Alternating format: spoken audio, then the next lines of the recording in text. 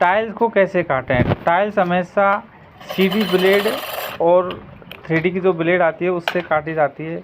बहुत से मिस्त्री ऐसे होते हैं जो कोई सी भी ब्लेड ले आते हैं तो उससे काट देते हैं, तो वो अपन टाइल्स में कुर्रे आने लगते हैं, तो उससे क्या टाइल्स अपनी ख़राब हो जाती है। तो टाइल्स हमेशा टाइल्स काटने वाली ब्लेड ही लेके आएँ, उससे टाइल भी बढ़िया करती है, अपना भी टाइम ख़राब नहीं होता और मालिक का भी टाइल्स ख़राब नहीं होती। तो दोनों ही अपने फ़ायदे हैं।